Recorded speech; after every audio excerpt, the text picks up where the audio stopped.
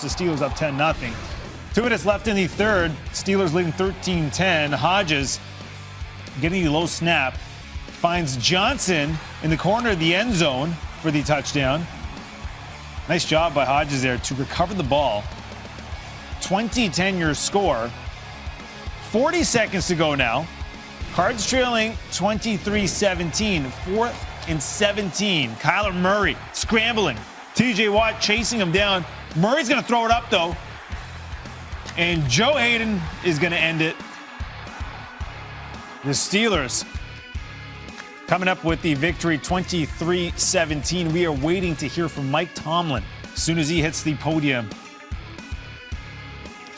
You know what? Mike Tomlin is there. Let's go to him right now. Obviously, we're far from perfect. We had mistakes in all 3 phases, but that's life, particularly, in this game at this level, man. A lot of respect to those guys, man. They were game today. They challenged us in a lot of ways, offensively, with pace. Defensively, you're scared of 55 and 56. Anytime you drop back to throw, they're game changers. And on special teams, we made some splash with the big punt return. We gave up some splash with the fake punt that they got, with the fake punt that was unsuccessful on our part. Such is life, man. We're going to aggressively pursue victory. We're going to be unashamed and unafraid. Today was enough, and we'll get ready for the next challenge that the National Football League presents us. On the injury front, Vance McDonald sustained a concussion. He'll be in the protocol. We'll update you accordingly. And Jalen Samuels had a groin injury of some description. I'll update you on those guys on Tuesday, along with some of the other ones like Juju and Connor. Questions? Mike, late in the fourth quarter, Duck rolled left, threw against his body, and converted. Is that one of those, when you're watching it, no, yes plays? Or? No, I trust his judgment. That's been a part of his game, man. He just did a really good job of managing his emotions in the midst of tough circumstances and being prudent yet aggressive. And so we're getting more and more comfortable. I can't say that I was thinking that as he was rolling, no. Mike, was the fake punt called from the sideline? Called by me. What was the mindset there? They had a 6-man box. They had 1 gunner vice. They had 2 returners deep.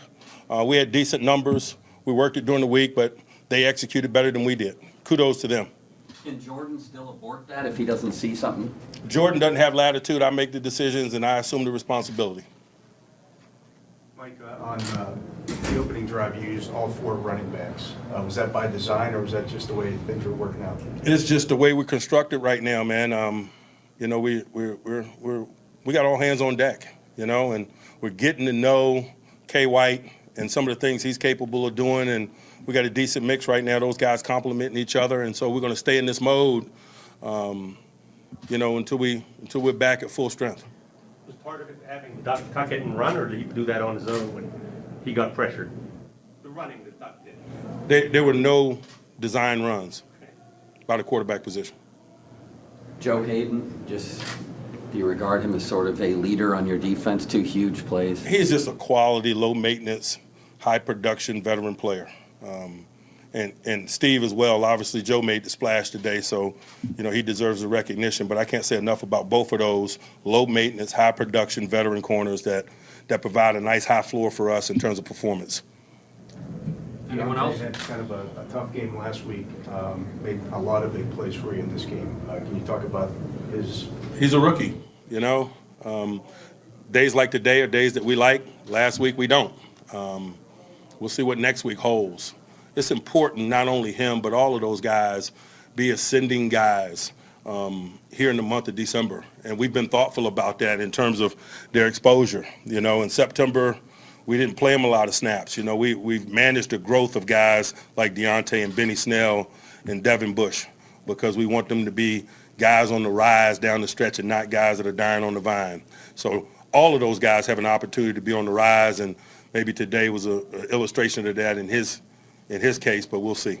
Mike, you're down to 3. All right, let's take a look at the updated AFC playoff picture. Again, it's a work in progress because a couple teams are still in action here. The Patriots and the Chiefs still in action. The Ravens moving up to 11-2. The Steelers is a big win for them. They sit at 8-5, keep their wild card spot. The Titans The Titans are now 8-5. The Raiders dropping to 6-7. So a big win for the Titans. That game just completing moments ago. So we'll get to the highlights in a few moments. But again, the Titans keeping pace with the Steelers. And we're waiting on the Patriots, who are sitting at 10-2, but right now not in a good position against the Chiefs. You got to love Tomlin. Whatever next challenge the National Pats end will be all over. At the last time these two teams met, Russell Wilson and Tyler Lockett in the end zone for one of the most incredible touchdown catches that you will see just about an hour away. And of course, there have been questions about Jared Goff since he signed that huge $100+ million contract. This is a real big spot for them. Think about this. The Niners, with their win today, have taken over the overall #1 seed in the NFC. Number one thing we want to talk about with our Josina Anderson as we get set for Sunday Night Football is the Seahawks. They're 10-2. I mentioned the win in hand over the Rams. But tell me why they're focused but not overconfident, even though they've got all the momentum here. Well, hello, Zubin. First of all, I talked to Seahawks linebacker KJ Wright, and he told me, listen, we can't start puffing out our chest right now because there's at least 4 teams still competing in the NFC to still earn that first-round bye. And he thinks that competition will play out all the way until Week 16, as I have some kids running in front of the live shot right now. That's okay. It's live television, folks. When it comes to the Rams, he said that he can tell that Jared Goff has played better, particularly in the game against the Cardinals, although he could tell in the last game against the Ravens, he's still struggling against the blitz, having a quarterback rating of about 49. But the good news, he said, in terms of at least when it comes to the Rams, that he could tell that Todd Gurley is playing better. He had 90+ rush yards in 2 of his last 3 games against the Bears and the Cards. So he says that's definitely something that they're going to have to watch out for tonight. And lastly, when it comes to the MVP race, he still thinks that his guy, Russell Wilson, has the edge because of his fourth quarter play and the clutch gene. And he definitely, Zubin, does not think that there should be co-MVPs. Okay, Josina avoiding the pass rush. Good thing it wasn't Aaron Donald. She's okay. So, okay. The Rams are, you're alive. You're ready to go. The Rams are 2-2 in their last 4. They trail the Vikings and the team they're facing tonight. Obviously, the 49ers now taking over the #1 overall seed, as I mentioned, for the moment. So, with their sort of up and down second half, where is their confidence level right now?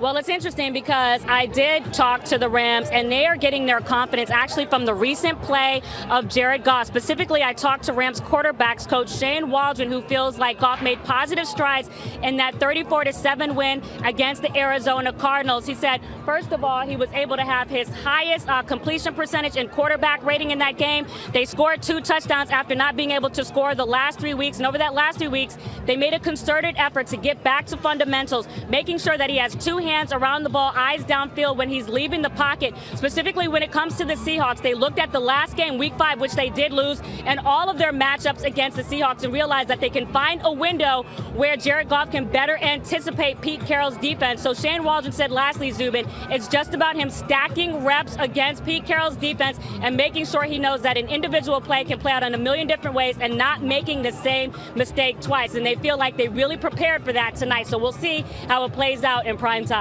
That we will. Cardinals have the 32nd ranked pass defense in the league. It's going to be a little bit tougher tonight. We'll see what happens for Jared Goff on Sunday Night Football. We'll see you, Josina, on SportsCenter at night after the game. So here's the up-to-date NFC playoff picture as it stands at the moment. I just want to mention when the 49ers woke up today, if you were with us earlier, they were in the 5 spot. That's right. In a 6-team field. It looks so bizarre. They have now zoomed to the #1 overall seed for the moment. And don't talk to Sean Payton about officiating if you happen to see him out and about in the French Quarter tonight. Obviously a huge spot here as you see the Seahawks are firmly in at the moment, and the Rams on the outside looking in could do themselves a huge favor with a win tonight. All right, coming up on SportsCenter, the Seminoles introducing their new head coach, how Mike Norvell plans to put